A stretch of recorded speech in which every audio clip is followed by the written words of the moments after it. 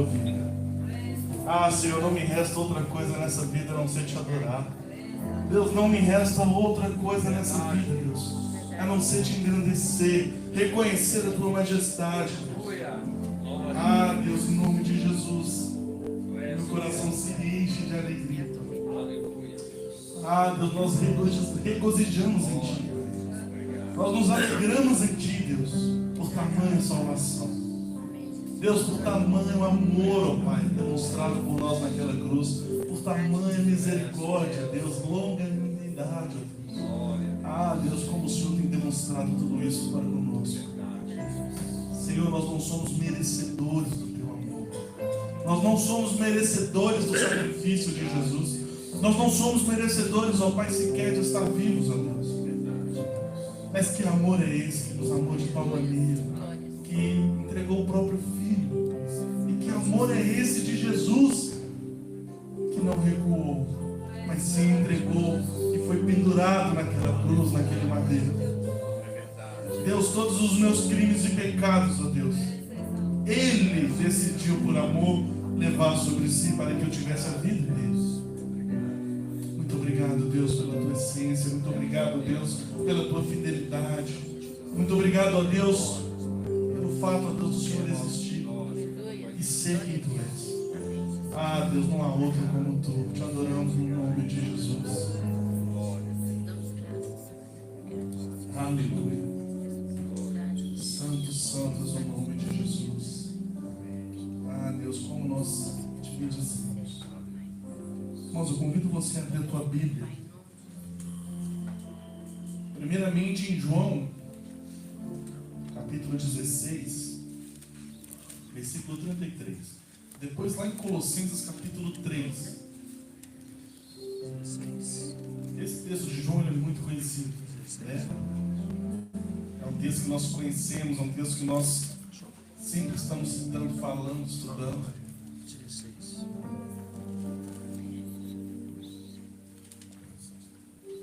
Aquele que encontrou, quiser se colocar sobre os seus pés para que nós tenhamos a relação de quem encontrou, vamos fazer essa leitura juntos. Eu convido você a ler comigo em voz alta, porque esse texto é a garantia daquilo que nós acabamos de falar aqui em oração. É a morte de Jesus que nos garante a vida dele, a salvação. João capítulo 16, versículo 33. Vamos juntos? Tenho-vos dito isso para que em mim... Gente, vocês encontraram ou só eu encontrei? É diferente. Então vamos fazer o seguinte. Vamos ler só a parte B.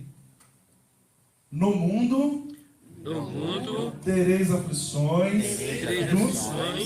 Mas tem de bom ânimo. Aleluias. Eu venci o mundo. Glória a Deus. Esse é o texto ao qual Jesus, pode sentar, a qual Jesus fala. O início do texto tem algumas versões diferentes, mas diz: tenho-vos dito isso para que em mim tenhais paz. No mundo tereis aflições, mas tem de bom ânimo. Eu venci o mundo. Aleluia. Irmãos, é exatamente aquilo que nós já começamos a falar. É exatamente aquilo que nós já falamos aqui durante a oração. Se você está acordado, se você está com saúde, se você está bem, de repente você não está tão bem, não importa. Se você tem vida, é porque Jesus morreu a tua morte. É porque Jesus decidiu, por amor verdadeiro, pagar os teus pecados, pelos teus pecados. Jesus, ele decidiu te libertar. Eu falo muito das frases de Jesus na cruz. Eu sou apaixonado pelas 7 frases que ele fala, porque cada uma delas tem um sentido espiritual imenso. E uma delas é: Pai, está consumado. Amém? Quando ele fala isso, ele está falando: Deus, todo o teu plano está feito, minha parte está feita. Eles pecaram, mas eu paguei pelo pecado deles. Está consumado. Não há mais nada que possa impedir aquele que crê em mim de se achegar a ti. se achegar ao Pai. Aquele que crê no seu coração com a tua boca confessa, esse será salvo. Aquele que anda no caminho estreito, o caminho do Senhor, aquele que se abstém, aquele que se desvia dos maus caminhos, do pecado, aquele que resiste o diabo, esse vai alcançar essa salvação. Aquele que não vive na prática do pecado, como outrora vivia, mas que abandonou aquelas velhas práticas, esse tem direito à vida eterna. E é sobre isso que Jesus fala na cruz: Pai, está consumado. Aquele que quiser tem acesso a ti. Aquele véu já não existe. Aquele véu que somente o sumo sacerdote tinha acesso ao Santo dos Santos, ao lugar a qual a presença do Senhor se manifestava. Aquele véu já não existe. A presença do Senhor enche a terra neste momento. E o teu coração passa a ser o altar, a morada do Espírito. Nós não temos que entrar mais no Santo dos Santos. O Santo dos Santos, ele está em nós. É a morada do Senhor, é o tabernáculo de Deus. Antes era lá, agora é no teu coração, é na tua vida. Você precisa ser cheio disso. Você precisa ser cheio do Espírito Santo.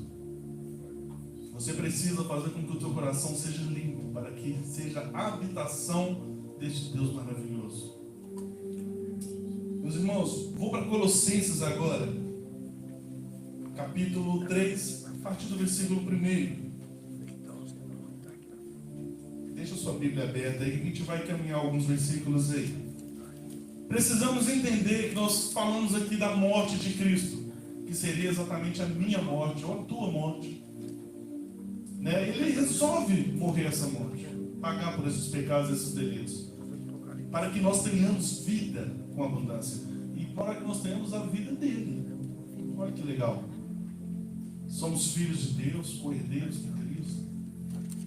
Somos chamados filhos, somos chamados amigos de Deus.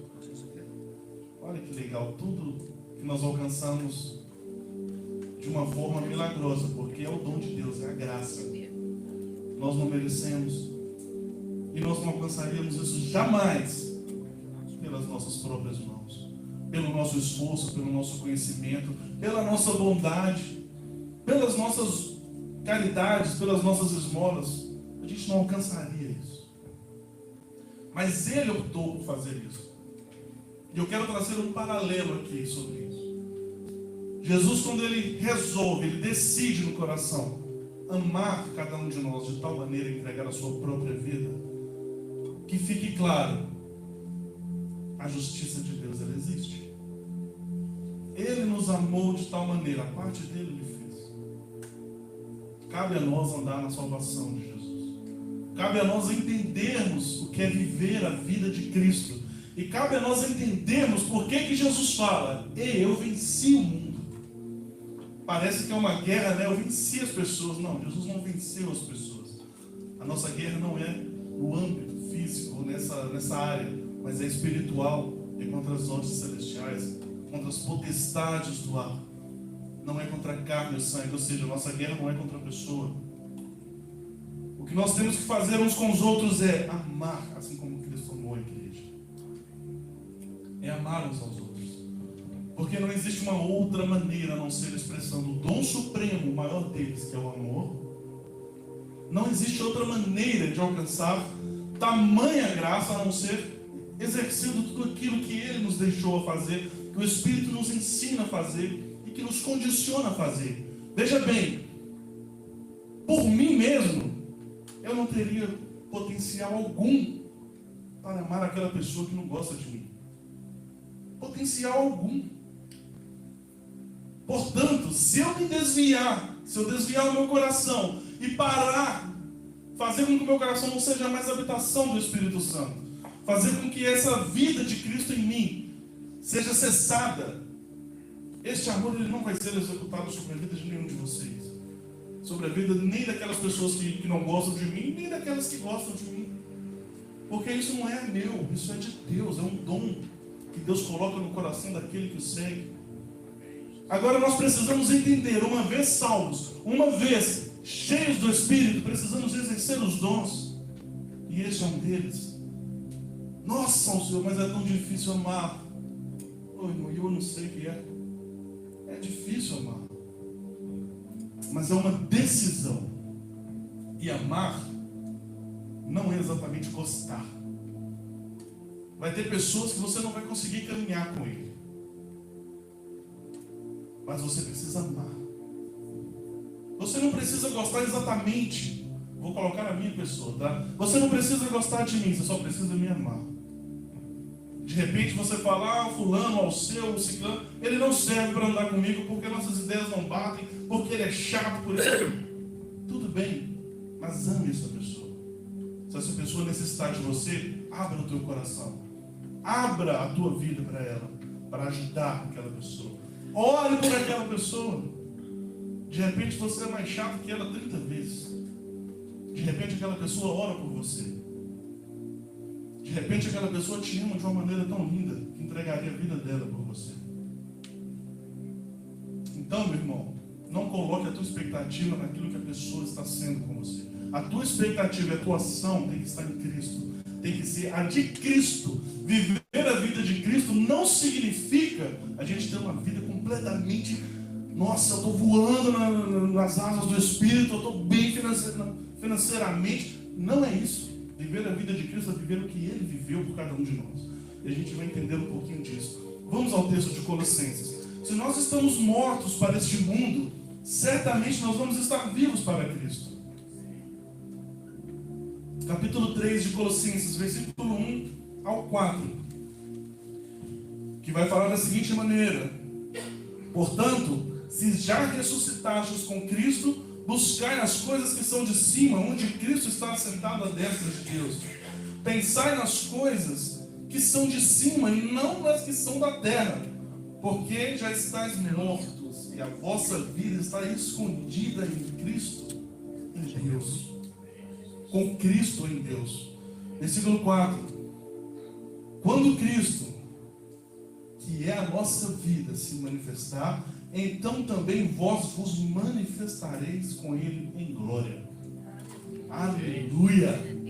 Irmãos, eu acho esse texto maravilhoso. Esse versículo 3, ele é apaixonante, porque você já está morto. Morto para o mundo, morto para o pecado, morto para as velhas práticas. Mas essa parte B, ela é linda. E a vossa vida está escondida com Cristo em Deus. Você sabe o que é estar escondido? É estar protegido. Ninguém vai te encontrar. A vitória de Jesus sobre todos os pecados, Ele te entrega. E é exatamente isso que nós vamos falar essa noite o tempo inteiro. A partir desse momento a tua vida está escondida com Cristo em Deus. Existe um lugar mais seguro do que esse? Com Cristo e em Deus. Onde mais na parte, nessa terra, nesse bairro, qualquer lugar que você vai encontrar tamanha paz, a não ser estando em Deus. Você não vai achar paz que excede todo entendimento em outro lugar. É somente em Deus. É somente em Deus. Não existe outra maneira de você perceber tamanha graça de Deus sobre a tua vida, a não ser exercendo o amor sobre as pessoas, a não ser exercendo os teus dons sobre as pessoas, porque nós como igreja precisamos ter esses dons para o nosso aperfeiçoamento, verdade? E como que nós vamos aperfeiçoar se a gente não usa, se a gente não pratica, se a gente não coloca isso para fora, se a gente não compartilha, se a gente não entrega isso para outras pessoas, não ministra isso sobre outras pessoas? Veja bem, os discípulos da igreja primitiva, eles tinham o Espírito Santo, os novos convertidos chegavam, eles oravam, impunham as mãos e aquelas pessoas eram cheias do Espírito.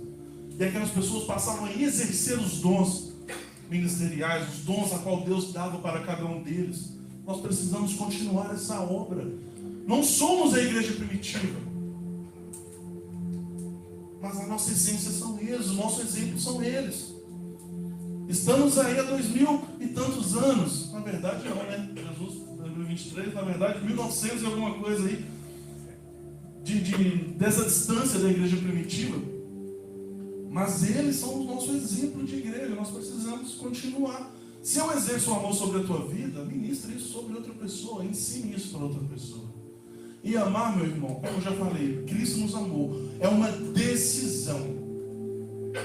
Quando eu decido amar uma pessoa, não significa que eu vou morrer de amores por ela. Entenda bem. Casamento. A gente não acorda todo dia, ou dorme todo dia apaixonado pela esposa, pelo esposo. Pelo contrário, tem dia correndo, a gente fica... Por quê? Porque é relacionamento. Mas nada disso pode suprimir, pode matar o amor que você tem pela sua esposa, pelo seu marido, pela tua família. Não é porque hoje você acordou e algo não aconteceu para que vocês... Aliás, algo aconteceu para que vocês não estivessem bem, para que vocês discordassem de A ou B. Isso não é motivo e nem te dá o direito de deixar de cuidar dessa pessoa. Eu estou falando de casamento, mas isso pode ser aplicado para qualquer outra área. Filho, pai, mãe, pastor, obreiro, amigo, colega. Não é porque alguém pisou no teu carro que te dá o direito de parar de amar aquela pessoa. Você pode ficar chateado. Cristo fala, irai-vos, mas não pequeis. Às vezes você vai ficar irado, você vai ficar com raiva. Mas o pecado não pode dominar o teu coração, não. Você precisa fazer com que isso fique dentro de você. Existe um momento certo de jogar para fora. Sabe onde? No teu quarto, com a porta trancada. Você e Deus. Deus não se escandaliza com o teu pecado, com a tua tristeza, com a tua fúria, meu filho. Deus, ele não se escandaliza. Chega nos pés de Deus e joga. Derrama aquilo que está te oprimindo, te deixando triste para baixo. Aquilo que está te atrapalhando. Entrega nas mãos do Senhor. Ali você vai extravasar com a pessoa correta. Porque você vai falar dos seus problemas, você vai falar das suas aflições, e você vai ter uma palavra do Espírito Santo de conforto, você vai ter um entendimento de que você precisa ser longânimo, de que você precisa exercer os frutos do Espírito, que você precisa ser paciente, que você precisa perdoar. Meu irmão, no momento da ira, nada disso vai te alcançar. Então exerça o amor neste momento. Exerça o amor. Porque como o texto fala, se nós já estamos mortos para o mundo, precisamos estar vivos em Cristo. A nossa vida espiritual, meu querido, na tua vida física você pode escolher. A vida espiritual são dois caminhos. Ou você está com Cristo ou você está sem Cristo. Não tem como você escolher, eu quero uma terceira via. Não existe. Ou você está do lado de cá ou você está do lado de lá. Não existe uma terceira via. É simples. É simples. Eu prefiro estar do lado que vive a vida de Cristo. Que ama, que perdoa, que passa sim por aflições, mas que sabe se compor, se conter. Erramos muitas vezes. Pecamos sim, muitas vezes. Muitas vezes. Mas não podemos viver na prática do pecado. Pedimos perdão, nos arrependemos, mostramos para Deus a sinceridade do nosso coração e vivemos a vida de Cristo novamente. O que nós não podemos é estar na prática do pecado ou fazer com que aquele pecado não tenha perdão na tua vida, porque não houve arrependimento. De repente você fala para Deus que se arrependeu, mas o seu coração está longe de ter se arrependido. Veja bem, Deus não vai perdoar o teu pecado pelas tuas obras.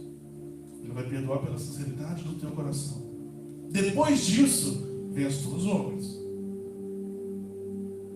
Se você falar que perdoou, muda a maneira de agir, mas o teu coração está trancado, o pecado ainda está guardado. Então se livra do pecado. A sinceridade do teu coração vem em primeiro lugar. Em seguida, vem as tuas obras. Que obras são essas? As obras do Espírito. E nós vamos entender um pouquinho mais. Vejamos a seguir algumas coisas que nós precisamos deixar para trás, que está ali no versículo 5 até o versículo 11. Mortificai, pois, os vossos membros que estão sobre a terra. Vamos lá. A prostituição, a impureza, o apetite desordenado. O apetite desordenado. A gente sempre fala, né? Crente não bebe, mas come com uma beleza. E a gente come mesmo. Irmãos, o apetite desordenado, a gula, a glutonaria. A gente come bem, mas não comeu o suficiente. Porque o que passa disso é pecado. Vamos voltar aqui. A vil concupiscência é a avareza, que é idolatria. Veja bem, a concupiscência está ligada aos desejos. A avareza ligada ao amor ao dinheiro. Irmãos, se falando aqui de igreja, na última mensagem que eu preguei, eu falei de oferta. Quando nós entregamos o dízimo, muitas pessoas entendem que a partir daquele momento, eu entreguei o meu dízimo, nós estamos no mês de agosto, né? Entreguei o meu dízimo de agosto. Agora eu estou abençoado até o final do mês. Parece que você está pagando seguro. E o dízimo não serve para isso. Nós temos como obediência à palavra de Deus entregar o dízimo. Mas sabe o que o dízimo significa na tua vida? É um tapa na cara de Satanás. Talvez você não tenha entendido isso até hoje. Aqui, Satanás, eu não tenho amor ao dinheiro. Eu não sou avarento. Esse dinheiro está sendo devolvido. A Bíblia nos orienta aqui 10% dos teus rendimentos. 10% daquilo que você ganha, 10% daquilo que você produz. Bruto. Porque tem gente que ganha 1.500, tem uns descontos que caem para 1.300, é só 130. Não é 150. Porque os descontos são em teu favor. Então é sobre os rendimentos brutos. E tem gente que imagina que o dízimo é isso, é um seguro. Não é. O dízimo não te assegura de absolutamente nada. Não te põe no céu e também não te tira do céu. Mas o teu dízimo mostra para você e para Satanás: eu não sou avarento. O pecado da avareza não está no meu coração. Vamos adiante aqui no texto. Finalizamos aqui o versículo 5. Deixa eu achar aqui onde é que estava. Versículo 6. Pelas quais coisas vem a ira de Deus sobre os filhos da desobediência, nas quais também em outro tempo andastes, quando vivieis nela. Mas agora despojai-vos também de tudo, da ira, da cólera, da malícia, das maledicências, das palavras torpes da vossa boca. Não mentais uns aos outros, pois já vos despistes do velho homem com os seus feitos, e vos vestistes do novo, que se renova para o conhecimento segundo a imagem daquele que o criou, onde não há grego nem judeu, circuncisão nem incircuncisão, bárbaro, cita, servo ou livre, mas Cristo é tudo em todos. Glória ao teu santo nome. Irmãos, quando Cristo fala, eu venci o mundo, é disso que ele está falando. Ele venceu a ira, a cólera, as maledicências. Ele venceu a avareza, a prostituição, a lascívia. Ele venceu absolutamente todos os seus pecados. Tudo aquilo que Satanás o ofertou, ele recusou. Ele tem plena convicção. E ele fala, eu venci o mundo. Irmão, quando ele fala esse texto, quando ele fala exatamente essa frase, ele não fala de vencer uma guerra física, mas ele fala justamente de ter vencido essa guerra espiritual. Tem de bom ânimo, eu venci o mundo. Se nós vivemos a vida de Cristo, se nós temos essa condição de viver a vida de Cristo, por que nós ainda vamos viver nessas práticas?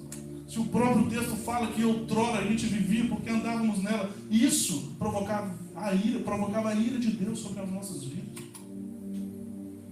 Por que nós vamos optar por viver tais situações e abandonar a vida de Cristo, abandonar o caminho de Cristo? Por que nós vamos tomar essas decisões? Não tem como. Aquele que conhece o Santo dos Santos, aquele que conhece o lugar santo, aquele que já andou com Cristo, ele pode tentar até se desviar, mas ele não vai saber viver em outro lugar. Ele não vai ter condição de viver em outro lugar, porque absolutamente qualquer lugar que ele esteja, o Espírito Santo vai chamar ele. Vem. Aí não é outro lugar. Irmãos, eu falo isso, eu falei sobre isso uma vez com os varões, né, pastor? Eu falo isso de experiência própria, porque em um determinado momento da minha vida, eu tomei a decisão de que a igreja era careta, esse negócio não é legal não. A gente vive vive ali de forma tão pacata, né? A gente vai na igreja, vai no culto, canta uma música, eu já estava tocando, toca, eu não pregava, mas toca. Ah não, vou viver alguma coisa que vai me gerar emoção, vai me gerar uma coisa satisfatória, ali está muito monótono. Eu tentei viver outra vida, mas era constrangedor. Era constrangedor. Eu me lembro uma vez que eu estava em uma festa completamente movida ou abastecida, não sei, a bebida alcoólica, a tantas outras coisas. Tinha drogas pelo meio.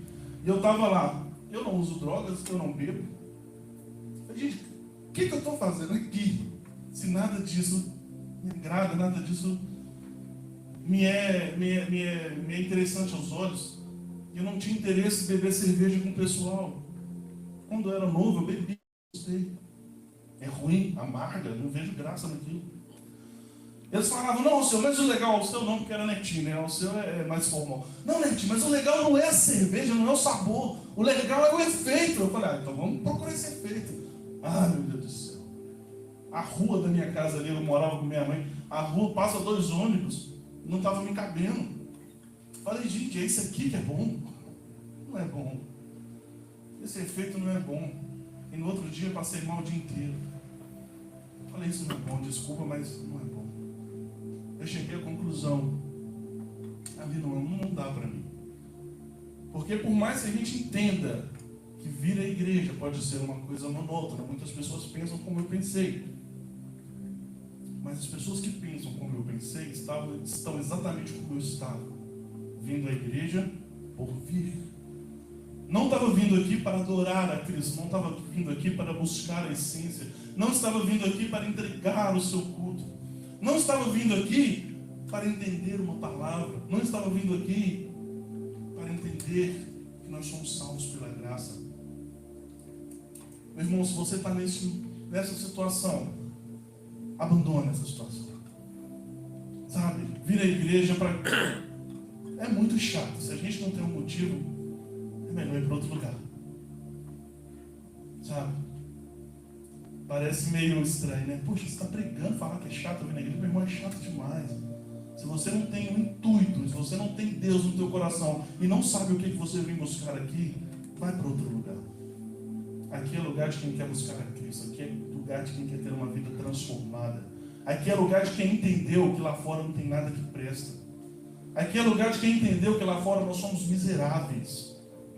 Aqui é lugar de quem entendeu que ainda que seja rico, lá fora o dinheiro vai ser espalhado pela rua como imundícia. E nada disso vai nos trazer paz. Nada disso vai nos trazer salvação. E nada disso vai encher aquele buraco, aquele vazio que existe. Que é exatamente o lugar de Jesus, o lugar do Espírito Santo. Esse lugar você só vai encontrar em Deus. Aí você vai entender o motivo de você vir à igreja, de você estar aqui cantando com os irmãos, de você estar aqui tocando, de repente você está aí no banco cantando juntamente conosco e vir aquele coro maravilhoso. Você vai conseguir vir aqui, sair daqui com as tuas forças, com o teu ânimo transformado, revigorado. Você vai entender que a tua vida está sendo transformada. Ah, o Senhor, mas a gente vem na igreja há tanto tempo e tantas pessoas, né, tá na igreja há tantos anos e continua do mesmo jeito. Meu irmão, preocupa com a pessoa que está do teu lado, não? Faça a tua parte, exerça a salvação na tua vida e depois você vai exercer na vida dela. Amém? Que nós possamos entender isso. Jesus venceu para que nós possamos ter opção e força para resistir também a este mundo. Se nós não resistirmos ao diabo, ele não vai fugir de nós. Pelo contrário, ele vai estar o tempo inteiro perturbando. Se nós resistirmos, vai dar uma investida, imagina se a gente não resiste. Então resista ao diabo. Fuja da aparência do mal e ele vai fugir de você. E ele vai fugir da tua vida. Se você quer ter uma vida de paz, uma vida de alegria, de gozo, de satisfação espiritual em Cristo, com a comunidade, com a igreja, abandone essas práticas. Tenha paciência. Não tenha essas práticas, ira, fala algo. É interessante que essa mensagem, nós tivemos uma reunião semana passada, né, pastor? E eu falei que essa mensagem já estava pronta. E ela pregou domingo algo parecido. Eu acho que o Espírito Santo, ele tem dado um direcionamento bem legal para que nós possamos aprender e estar firmes nessas coisas. Então, meus irmãos, abandone essas práticas. Não existe outro caminho a não ser Jesus. A partir do versículo 12, nós vamos ver algumas coisas que nós devemos fazer. Vamos lá. Revesti-vos, pois, como eleitos de Deus, santos e amados, de entranhas de misericórdia, de benignidade, de humildade, mansidão, longanimidade, suportando-vos uns aos outros e perdoando-vos uns aos outros. Se alguém tiver queixa contra o outro, assim como Cristo vos perdoou, assim fazei vós também. E sobre tudo isso, revesti-vos de amor, que é o vínculo da perfeição. Olha que legal. Versículo 15. E a paz de Deus, para a qual também fostes chamados em corpo, domine em vossos corações. Olha só. E sedes agradecidos. A palavra de Cristo habite em vós abundantemente, em toda a sabedoria, ensinando-vos e admoestando-vos uns aos outros, com salmos, hinos e cânticos espirituais, cantando ao Senhor com graça em vosso coração. Até o 16. Irmãos, isso é a vida de Cristo. Isso que você tem que viver. Não é fácil, mas é possível. Quem falou que a porta é larga? A porta é estreita. A porta é estreita. E fazer tais coisas são difíceis, eu sei que são, mas como eu já falei, são possíveis.